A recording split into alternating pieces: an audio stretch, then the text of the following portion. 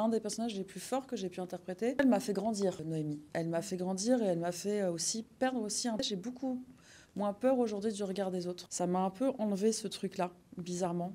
Grâce à elle. Je suis née de parents très connus, j'étais à l'école et c'est vrai qu'on me regardait un peu comme un truc un peu différent. De me mettre une cicatrice tous les matins et de l'enlever, déjà ça permet de sortir du personnage. En fait, ce personnage, des fois, m'a fait penser à ma propre vie, parce qu'il y a quelque chose qui m'a touchée là-dedans, sur ce côté un peu phénix que peut avoir Noémie, où des fois, où il y a des moments dans la vie où on touche un peu le fond et on a l'impression que c'est fini et tout ça. Puis en fait, la vie fait que tu reprends espoir, tu baisses la garde sur le regard des autres, tu as plus confiance en toi. Il y a quelque chose d'extrêmement moderne dans le personnage de Noémie. Moi, c'est... voilà, après, j'ai eu la chance de travailler, faire des personnages qui sont par moments vraiment très très forts. Mais c'est vrai que celui-ci englobe beaucoup de personnages et qui est du coup un des personnages les plus forts que j'ai pu interpréter. Parce que déjà, elle m'a suivie pendant 4 mois, ou je l'ai suivie pendant 4 mois. Je ne sais pas si c'est elle ou moi qui se suivait. Mais en tout cas, elle m'a fait grandir, Noémie. Elle m'a fait grandir et elle m'a fait aussi perdre aussi un peu. J'ai beaucoup moins peur aujourd'hui du regard des autres. Ça m'a un peu enlevé ce truc-là, bizarrement, grâce à elle. Hein, parce que avant la série, j'étais toujours dans ce truc de, voilà, qu'est-ce qu'ils vont penser, il faut être parfaite, et il faut machin. Et là, il y a un truc de vrai. Alors moi, je suis à quelqu'un qui, par moment, j'arrive pas à être fausse, j'arrive pas. Alors des fois, c'est super, puis il y a des fois, c'est pas super, parce qu'il y a des gens qui ne comprennent pas que ça existe, les gens qui disent vraiment les choses et qui sont voilà, qui sont pas dans la... J'aimerais bien de temps en temps y arriver, mais j'y arrive pas. Donc j'avais ce truc-là en commun avec elle. Et voilà, donc pour toutes ces raisons-là, j'étais vraiment très très contente. Et puis en plus, j'aime beaucoup l'univers de Slimane. Tous les comédiens, il y avait quelque chose de assez jubilatoire. Moi, des fois, ça me faisait penser un peu à Stranger Things, où il y avait, on était tous une bande à la fin d'enfants, de grands enfants qui ont grandi et qui sont dans un village et qui se retrouvent. Et, enfin voilà, il y a quelque chose de l'ordre de la réparation par l'amour et les apparences et tout. Et elle se laisse approcher par cette petite fille qui lui touche la première fois, qui lui dit c'est doux. C'est pas dur. Il y a quelque chose où elle se rend compte même que ça peut être doux tout ça en fait. Que la douceur existe. Et que Noémie, je pense qu'elle a toujours vécu sur un truc un peu raide.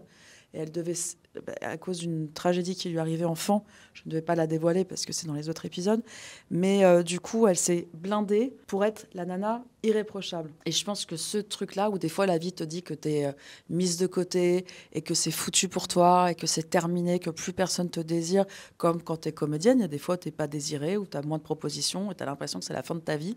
Et tu vas rencontrer quelqu'un qui va te refaire avoir confiance. Et c'est ça que je trouve formidable dans cette série, c'est que ça donne beaucoup d'espoir pour plein de choses. Moi, ce qui m'a touchée, c'est que je vais parler de ma propre vie. Hein. Je suis née de parents très connus, j'étais à l'école et c'est vrai qu'on me regardait un peu comme un truc un peu différent. Alors que je me sentais juste normale, moi je comprenais pas trop pourquoi. Et il y avait un jugement tout de suite, où on a l'impression de te connaître tout de suite, alors que non, en fait, et c'est totalement différent de ce que les gens pensent. Alors il y a des trucs qui sont cool, puis il y a des trucs qui sont moins cool. Et en fait, je me suis servi de ça, parce que moi je sais que j'ai une faille dans le bide bien là. Je pense que tous les gens qui font ce métier ont quelque chose comme ça, parce que sinon, il faut être complètement fou pour faire ce genre de truc. Et c'est une faille qui me veut du bien. J'ai accepté ce truc-là. Et je pense que la cicatrice de Noémie, si elle n'avait pas eu cette cicatrice-là, elle n'aurait pas été mise dans le sud, elle n'aurait pas rencontré ces gens, elle n'aurait pas été guérie, elle n'aurait pas surmonté ça. Et je pense que grâce à ça, vous allez comprendre après dans la série que ça va la réparer et que ça va justement la remettre face à son vrai traumatisme qu'elle a reçu enfant et l'accepter. Et pour les secrets de tournage, c'est que moi, ça m'a énormément aidée, en fait. Parce qu'il y a le costume, ok, mais le costume, par exemple, Noémie et moi, on n'est pas très différentes de comment on s'habille. Donc, ça peut être quand même assez similaire. Mais par contre, de me mettre une cicatrice tous les matins et de l'enlever, déjà, ça permet de sortir du personnage quand on l'enlève. Ça, c'est super parce que elle était bien là à la fin, hein, Noémie. Et puis, il y avait ce côté aussi de lâcher le physique, justement.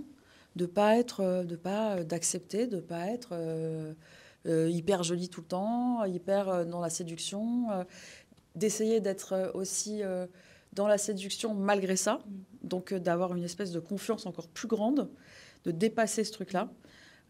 Et c'est grâce à cette équipe merveilleuse qu'elle va rencontrer qui vont vraiment la regarder, mais en fait qui vont la regarder dans les yeux, qui va pas et qui vont pas la juger pour autant et qui vont pas la... Le personnage de Justine, elle est complètement fascinée, limite un peu amoureuse d'elle, plus dans la séduction, parce qu'il y a un côté badass, il y a un côté un peu... on a envie d'être là, elle aussi. Et en fait, c'est comme... moi, il y a un truc que j'adore chez les Japonais, ils disent qu'un vase qui est cassé, des fois, la perfection fait que sur les failles cassées, ils mettent des fils d'or.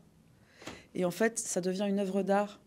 Et je trouve ça magnifique parce que du coup, il y a un truc de... Même si c'était cassé, tu peux te réparer avec de l'or. C'est-à-dire que ça peut être quelque chose, un bijou, ça peut être quelque chose de...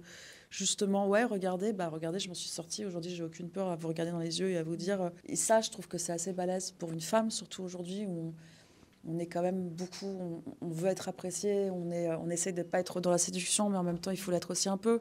Donc ça enveloppe beaucoup de choses. Alors, j'ai eu peur un peu de ça au début.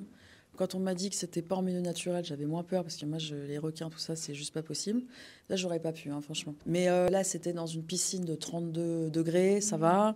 Et puis, j'ai eu la chance d'être formée par un monsieur incroyable qui m'a appris à me détendre, en fait, tout simplement dans l'eau, à accepter l'inconfort et à faire confiance. C'est-à-dire que ça m'a aidé même par rapport à la cicatrice. C'est-à-dire que ça rejoint ce truc-là. C'est qu'on a peur, mais en même temps, il faut qu'on fasse confiance dans le regard de l'autre. Et en fait, quand tu es à moins 7 mètres et que tu es attaché parce que tu es dans un truc et tu peux pas remonter et qu'on t'enlève l'oxygène, il faut faire confiance. Parce que tu enlèves le masque, tu vois pas grand-chose. Puis il y avait des espèces de brocolis pour que ça fasse un peu genre...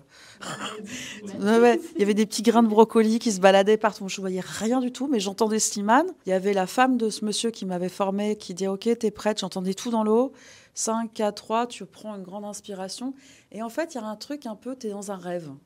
Il y a un côté un peu, tu flottes, quoi. Tu as un truc où tu te laisses avoir, tu te laisses porter par ce truc-là. Et ce que je disais, c'est que comme tu es focus non-stop, tu ne peux pas penser à autre chose que ce que tu es en train de faire, parce que sinon tu risques un accident grave. Et donc, du coup, la journée passe très vite. Tu ressors, tu es fatigué parce que tu as été fatigué par des vrais éléments de la vie, en fait, l'eau, les choses comme ça.